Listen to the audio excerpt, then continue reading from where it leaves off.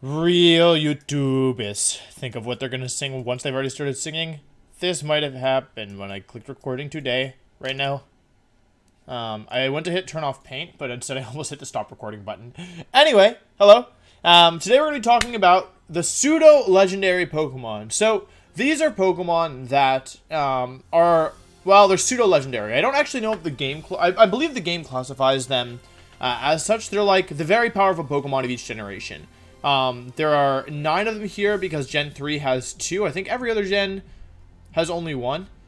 We have Dragonite from Gen 1. We have Tyranitar from Gen 2. Metagross and Salamence from Gen 3. Garchomp from Gen 4. Hydreigon from Gen 5. Goodra from Gen 6. kommo-o from Gen 7. And Dragapult from Gen 8. So there's 9 total Pokemon here, which is a little less than what maybe we're used to, ranking in terms of the quantity. However, I thought it could be interesting.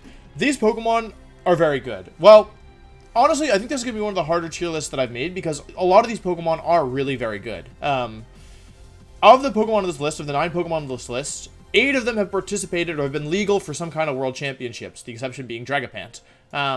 Every of the other 8, half of them have won World Championships, okay? So 4 of the other 8 that are eligible to win World Championships have won. And of those 4 that have won, 3 of them have won. Wait, no, that's 5 of them have won, right? Yeah, wait, 1, 2, 3, 4. 5 of them have won. Of those 5, 4 of them have won at least twice, and 2 of them have won 3 times. The most out of any Pokemon ever. So, we're dealing with some of the most powerful Pokemon of all time. However, there is kind of a dichotomy here. Not all these Pokemon are created equal. When I was thinking about how I wanted to rank these, even though, of course, they're all pseudo-legendaries, like, I thought that I wanted to rank them relative to each other and in the current metagame, okay? Now, that's tough because some Pokemon, like Metagross and Salamence and Dragonite and Garchomp, aren't actually in the game. They're not legal right now. So, a lot of this is going to be based on my conjecture and on my opinion. And so, like, yeah, I mean, obviously, I could have done this historically, but then it would be a different tier list. So, you know, some of these Pokemon, like Garchomp, are confirmed coming back. I think Salamence and Metagross as well are all confirmed coming back. Maybe not Salamence, but I think Metagross and Garchomp are both confirmed coming back in the DLC, which should be dropping, assuming nothing has changed, in the next month. So I wanted to kind of take a look at this class of Pokemon and talk about how good each of them are. I'll go in gen order. I think that'll be easiest. The first one is a Dragonite. Dragonite is our Gen 1 Pokemon, the original Pseudo-Legendary Pokemon. It's a Dragon and Flying type, meaning similar to many Pokemon on this list, though not all of them, it has a 4 times weakness. Its 4 times weakness is to Ice. Dragonite got buffed a lot in Sword and Shield. Although it's not actually in the game, but if it were in the game, it would have been buffed quite a lot, for 2 reasons. The first, its ability Inner Focus allows it to ignore Fake Out already and being flinched in general and already. However, it now also makes Dragonite immune to Intimidate, which is one of the main weaknesses of Dragonite in the past. It's a physical attacker. Traditionally, you can run special, but traditionally it's a physical attacker. But Intimidate obviously is pretty good against that. It also has a second good ability, Multi-Scale, which is, I think, maybe Dragonite's original unique ability as a hidden ability in Gen 5. This ability, if it's at full HP, Dragonite takes half damage. So, 2 very good abilities that are used. Dragonite's a hard one to rank, for me at least, because, like, it's had almost no success in VGC. That being said, it was a part of one of the most famous VGC moments of all time, one of the best moments in VGC history between Geo and Toby, which I might react to. I think that could be good, maybe. It's like, yeah. It features Eevee as well. It's a very, very interesting set and moment. But, yeah. So anyway, that's the first Dragonite buff. It got Inner Focus was changed so that it now is immune to Intimidate, meaning it can now effectively run physical attacks more safe. The second buff that it got is now it can Dynamax. And Dynamax Dragonite is actually legitimate in my opinion. You can't intimidate it. It's a flying type that can raise its speed. And it has dragon coverage as well. So for that reason, I'm going to put Dragonite in the B tier. I think it's better than some pseudo-legendary Pokemon, but it just doesn't have the success of some of the other ones. And yeah, it does have a lot going for it even still, so yeah. Okay, moving on. Generation 2 doesn't have any... Oh, wait, no, it has Tyranitar. So Tyranitar is one of the Pokemon that has actually only won the... It has won the World Championships, but actually only once, in 2012. It came close in 2014 and probably some other years as well. However, it only has one World Championship victory to its name. Tyranitar is a Pokemon that it's known for having like incredible base stats, like many of these Pokemon. But it has really good base stats. It could be a mixed attacker, a physical attacker, or a special attacker. It has really good bulk. Its ability Sandstream gives you weather control. The typing isn't bad, although the 4 times weakness to fighting is like definitely painful, and the weaknesses to ground and steel are not super ideal either, nor is the weakness to fairy or bug. Lots of weaknesses in short, however, Tyranitar makes up for it thanks to its amazing ability and really, really, really good stats across the board. It's a nice Pokemon that functions in and out of Trick Room. It was run with Choice Scarf in the past. It can be a sweeper, it can be a tank, it can be pretty much whatever you want it to be. It's an amazing Pokemon. Sand teams, obviously, like, they are always a staple of VGC metagames, and pretty much every year Tyranitar is legal, it's used a lot. And the current format as well, Tyranitar is really good. It also kind of, funnily enough, has a somewhat positive matchup against many of these other Pseudo Legendary Pokemon. Like, it has a positive matchup against Goodra and Dragapult and Hydreigon. It kind of goes even with Metagross depending on who's faster in the items and stuff. Positive matchup against Salamence, and then, yeah, negative matchups to kommo-o and Garchomp. So, obviously, that's not how we're going to actually do the rankings. We're not going to rank them based on if they beat the other Pseudo-Legendary Pokemon or not. However, I just still think it's interesting to note that, yeah, it has a pretty good matchup. Though, to be fair, that's partially because many of these Pokemon are Dragon types, and Dragon types are typically special, but not always. Actually, yeah, more Dragon types on this list. It's actually even on this list. It's half physical, half special. But yeah, Tyranitar is an amazing Pokemon. I think it's pretty clear to me that it belongs in the S tier. I think it, like, goes at least even with many of these other Pokemon in the current format. It's tough. Like, I want to put a lot of these guys in S tier, but I think I have to differentiate them somehow. Yeah, I think Tyranitar, relative to the others, is an S tier Pokemon. It's honestly really hard. Next up, we have Metagross. Metagross is tough because it was really good in 2012 and beforehand. It's one of the Pokemon that has won 3 World Championships, so it's obviously really good. It actually won them even before its Mega Evolution was released. So, but that was also before the Steel type nerf, where it's, you know, gained weaknesses to Ghost and Dark, in exchange for resistance to Fairy. Metagross didn't see that much play. Metagross actually, you know what? It pops up every once in a while when it's legal. In 2017, Mega Metagross wasn't legal, but actually Metagross Salamence was a somewhat common core. Salamence would be bulky and use Bulldoze, which would lower the opponent's speed stats, but not Metagross' speed stat, thanks to Clear Body. And then Metagross would get a weakness policy boost and go to town kind of from there. This strategy actually is buffed significantly in the current metagame. I think it would be, if these two were legal, you'd see some kind of weakness policy Metagross for sure with Bulldoze, because it's a really solid strategy. Lowering your opponent's speed and getting the immediate speed mechanic change helps Metagross a lot. In terms of its actual potential, I would say without Dynamax, I would put it in the... God, this sucks. They're all so good. The thing is, if you Dynamax your Metagross, like, you get amazing coverage options. You can boost your physical defense with Steel-type moves. You can set Psychic Terrain with Zen Headbutt. You don't have to worry about missing, so you can, like, actually not miss your Meteor Mash and Zen Headbutt, which significantly hold Metagross back.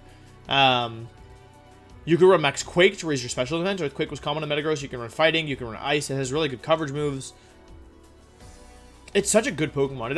Like, there's a lot you can do with it as well. It can be bulky. It can be offensive. Even losing its Mega Evolution, I think the addition of Dynamax makes it really good. I'm actually going to put it in the S tier. I think we're going to have a lot of S tiers in this video, because I don't really think I can justify putting it lower. Like, maybe you could argue it's worse than Tyranitar. Like, I'm sure you could, but then when you consider, like, Dynamax Metagross combined with Weakness Policy Bulldoze stuff, like, if you lure to lead Metagross Salamence into a lot of Pokemon in the current metagame, obviously it's not really fair, because when would Metagross Salamence be legal when other Pokemon were illegal as well, so, like, I get that. But if you were to do that, you know, a lot of Pokemon in the metagame don't want to deal with intimidated, speed-dropped, you know, status versus, you know, +2 Dynamax Metagross. That just sounds brutal. Absolutely brutal. Alright, moving on. We have Salamence. So Salamence is an interesting Pokemon. It has won the World Championships 3 times. However, unlike Metagross, who won it in the early years, Salamence is actually the Mega Evolution of choice, and the 2 years Mega Evolution were legal at the World Championships last generation. So, Salamence wins Worlds in both 18 and 19. Mega Salamence was a very powerful Pokemon. It actually was like a physical Flying-type Pokemon that could do something. Most Flying-type Pokemon had to run Bounce or a Z-move in order to get a physical attack, because there aren't very many good physical Flying-type Pokemon attacks outside of, like, Brave Bird. So, yeah, and Salamence doesn't learn Brave Bird. So, Salamance's Mega form was interesting. You could run Mixed, you could run Physical, you could run Special, all of which were viable. You got Tailwind. It was extremely fast. Aerial, it was an amazing ability. It was an offensive, you know, fast Pokemon. Salamence also won the World Championships in 2009, I believe, on the Empoleon team. I'm pretty sure. Yeah, so it does have 3 World Championships to its name. The interesting question to me is, like, how good would Salamence be without Mega Evolution, with the addition of Dynamax? Salamence was used a little bit in 17. It's used generally when there aren't, like, in when it's, like, legal, when they're, even without its Mega Evolution in, like, restricted formats. So it was used in 2014, it was used in 2017, didn't see that much play in 15, or a little bit in 16. Yeah, a little bit in 16, actually. I'm pretty sure yeah, definitely at least top 8 at Worlds. I think it might have top 8 the World Championships twice. I believe Aaron and Justin both had it. No, Aaron didn't have Ments. Wait, did Aaron have Ments? I don't remember. Yeah, so it top coat Worlds in 2016. It was used in 2017 with the Metagross strategy that I mentioned. It was also used as like a Z-move user. I used it myself at the first tournament in London. Had some play in 18, like I mentioned, it to play in 19, but those were both Mega forms. So how good is Salamence now that you take away its Mega Evolution? It's typically only used in formats where it's like basically where like you don't have as many pieces, right? Like, would you ever use Salamence over like Togekiss, for example? Obviously they fulfill different roles. That's a tough question for me personally. I'm not entirely sure what the answer is. I have a feeling the answer is yes, because now that you have Dynamax, you can run Max Flying, and your Salamence can become very dangerous. So you can run Physical, and use, like, you know, it has a really high base attack stat, so you could even run Moxie if you wanted. Like, Moxie, Dynamax, Salamence sounds really strong. You can raise your speed and lower the opponent's attacks. And you can raise your special defense with Max Quake or whatever. You could also run Special, which is, like, I think they gave it Hurricane, I'm not positive, but it always had Flying Move, you know, Draco Meteor, Heat Wave, Hydro Pump. It has good coverage moves here. It's an offensive Pokemon. I think it would function somewhat similar to Gyarados, who shares the same abilities, trading a 4x weakness for Ice, instead of a 4x weakness to Electric. I don't know, yeah, but it's faster than Gyarados, which is a big deal. It's a base 100 Pokemon. And it's going to be an A or an S tier for me. I'm less confident about Salamence than I am about Metagross and Tyranitar, so I'm going to put it in the A tier. Unlike Metagross and Tyranitar, I think you'd pretty much have to Dynamax Salamence if you wanted to use a Salamence that could Dynamax. Like, of course, you could run Support, Assault Vest stuff, but Metagross doesn't need to Dynamax to do well, like it was used in the past without Dynamax. And to be fair, so is Salamence, but to me, if you're going to be running a move pool that's like Moxie with like max, you know, Fly, Earthquake, and Dragon Claw, you probably need to max it in order to get the most out of it. And so, for that reason, I think I'm going to put Salamence in the A tier. Yeah. Okay, how are we doing? Next up, we have Garchomp, Generation 4's Pseudo Legendary Pokemon. Garchomp is an interesting one. It's won the World Championships twice, I believe, in 2012 and... Wait, did it only... It didn't... Oh, in 14. 12 and 14, yeah. It wins the World Championships. Very, very good Pokemon. Very fast. It's faster than base 100, which in the past was a really important milestone to get over. The current metagame, it doesn't matter as much, but yeah, faster than base 100 is really important. Two good abilities. The first being Rough Skin, dealing contact... Or if a Pokemon makes contact with it, they'll take some recoil damage in exchange, and they'll take some chip damage in exchange, and it actually adds up a lot. Second ability is Sandveil. So Garchomp was a staple kind of when I first started playing in 2012. Sandveil, like Garchomp plus Tyranitar.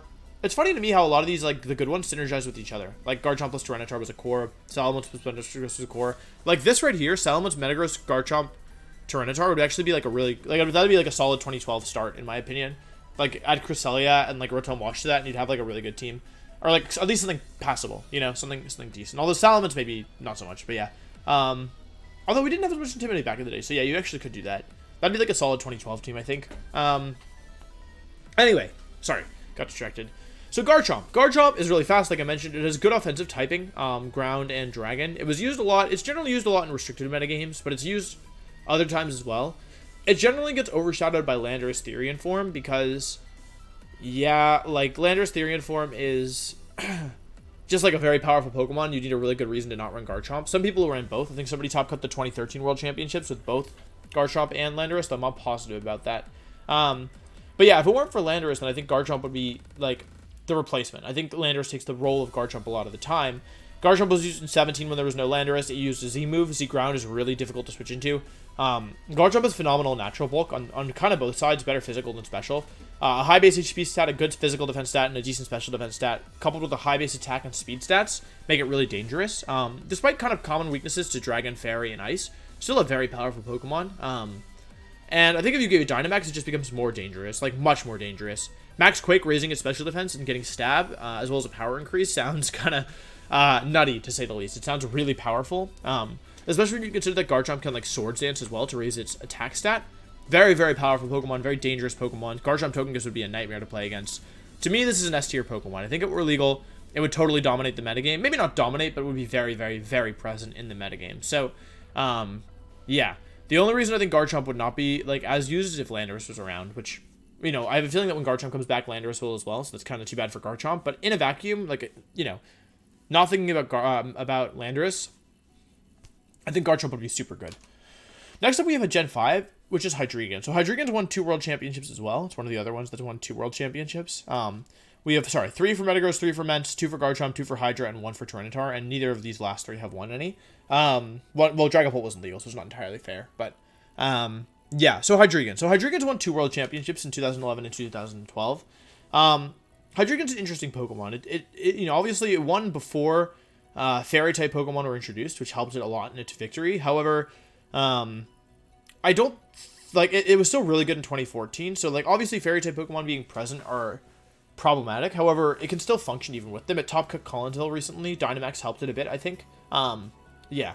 Good offensive typing and coverage. It gets Earth Power and Flamethrower and Flash Cannon for coverage, which are all really solid options. Dark Pulse, Draco Meteor, powerful moves. It's got a really high base special attack stat and a decent speed stat. It's below base 100, but in slower metagames, it's still really strong. I think it's 1 point faster than Mimikyu. Actually, I'm forgetting now.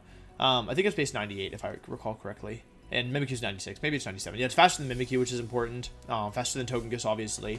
So, yeah. Overall, it's typically used as an offensive powerhouse, though it has been used, like, defensively before. Ray, who used Hydreigon in 2011 to win, knocked me out with, like, a substitute bulky Hydreigon. It made it really hard for my Trick Room team to handle. So, it doesn't have to be run offensively. Obviously, Hydreigon's weaknesses are kind of bad. Fairy, Fighting, Ice, Bug, Dragon, all, you know, somewhat common except for Bug. But yeah, 4 times weakness to Fairy means it can't really do very much to Fairy, especially because Fairy is immune to Dragon and then resists Dark typing. That being said, it's a really good Pokemon nonetheless. It has the stats that it needs. It has the coverage moves it needs. It has the offense it needs. I'm gonna put it in A tier. To me, it feels kind of similar to Salamence, where it has a lot going for it. If you were to like randomize a team and you got Hydreigon, you would almost never be upset about it, you know. However, it's not as, it has some pretty glaring weaknesses. Yeah, it has some pretty glaring weaknesses that you can cover for, but you have to work to cover for them, whereas Pokemon like Tyranitar, Metagross, and Garchomp will generally cover, like, do a job to cover weaknesses for you. And of course, like, every Pokemon has a weakness, right? I'm not saying that Tyranitar, Metagross, and Garchomp don't have weaknesses. I'm just saying that, like, you have to work a little harder to support Hydreigon than you have to support those other Pokemon. And also, by virtue of their better natural bulk, I think that, like, they do a better job of, like, being, like, defensive as well as offensive pieces, whereas with Hydreigon, like, you wouldn't normally switch it in. Hydreigon is honestly a very special place in my heart. I won my first ever regional with it. My first ever tournament with it. I won with Taunt Sash Hydreigon. And in addition to that, it got me through the LCQ, which was the hardest tournament of my career, using, a Life Orb Hydreigon as well, with a really cool spread, truthfully. So yeah, I don't know. Hydreigon will always have a special place in my heart. I like it a lot, but I don't think it's as good as Tyranitar, Metagross, or Garchomp, at least right now. Personally. Next up, we have Generation 6, which is Goodra. Goodra's an interesting Pokemon. It's got a ton of special bulk, but it's lacking some of the offense of a lot of these other Pokemon on this list. Goodra probably, along with Dragonite, has one of the worst offensive capabilities of the Pokemon on this list, now that I look at it. Maybe kommo-o as well. But, yeah, what it lacks in offense, it makes up in some of the defensive properties. Goodra has, okay, let's talk about the positives of Goodra. Very good move pool, lots of good coverage moves. It can run physical or special. You typically do special and maybe you add on a physical coverage move. Power Whip is a good example.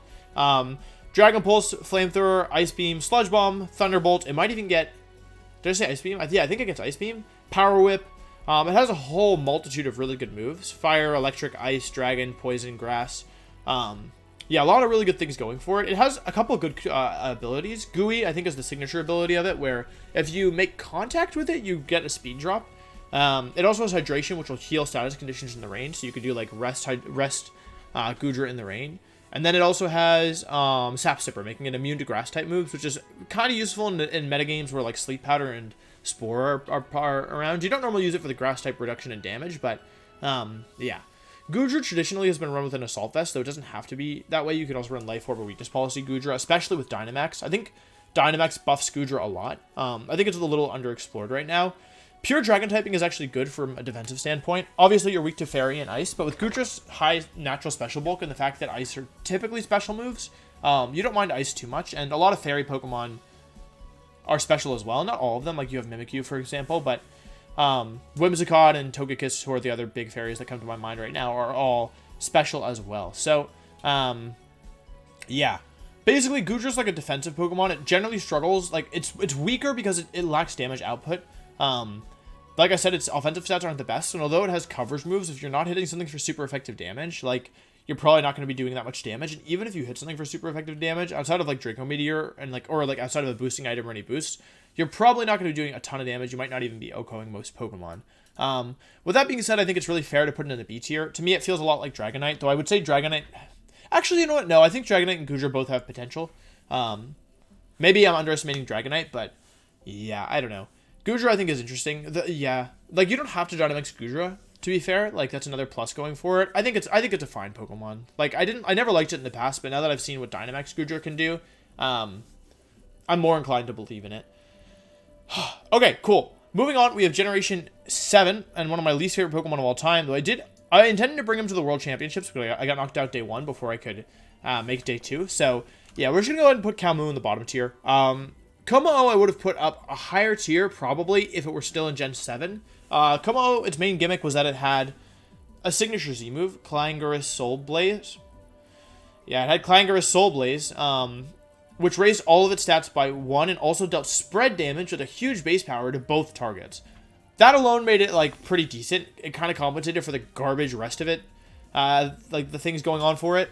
Kommo-o, its signature move is Clanging Scales, which hits both targets as a spread dragon move and lowers the user's defense after it uses it.